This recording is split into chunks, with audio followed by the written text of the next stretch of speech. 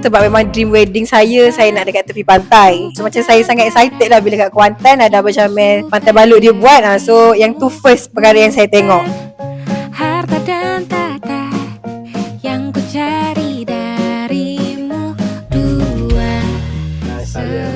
Saya Yaya. Kami sekarang berada di rumah Abang Jamil Pantai Balut, Kuantan. Happy sangat-sangat tengok family, lepas tu kawan-kawan yang jauh-jauh pun datang. Everything okay lah, daripada pagi sampai petang wedit lah penat kita orang, semua okay. Untuk floor manager kita Remy, Alhamdulillah semuanya berjalan dengan lancar. Flow majlis pun dia bagi detail. Even daripada awal kita ambil package ni sampailah ke hari ni dan sampailah sekarang dia masih lagi bersama dengan kami. Semuanya Alhamdulillah berjalan dengan sangat lancar dan puas hatilah.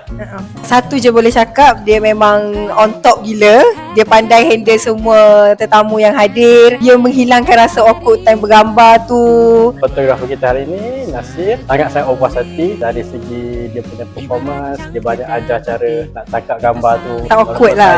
Dia dengan dia tu okey lah, dia ajar cara nak post yang betul tu. Macam family ramai-ramai pun dia boleh handle. Pada penting dia sporting lah, dia melayan je kita orang nak shoot macam mana. Thank you Nasir. Tak mudi pun happy je dia.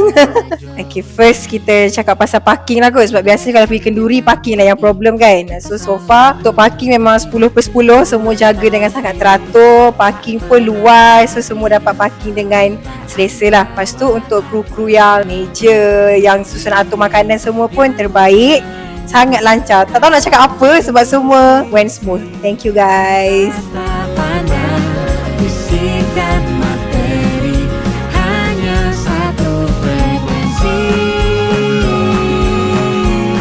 So, saya mah 100% akan recommend lah pada kawan-kawan, pada orang lain yang nak berkahwin di rumah Abang Jamil ni. Sebab boleh dikatakan apa yang kita bayar, kita dapat lebih dekat sini. Maknanya sangat-sangat berpuas hati dengan servis yang diberikan. Bagi 10. Mestilah saya sama dengan suami saya 10 bintang. Ingat Kenduri. Ingat rumah Abang Jamil. Bye-bye.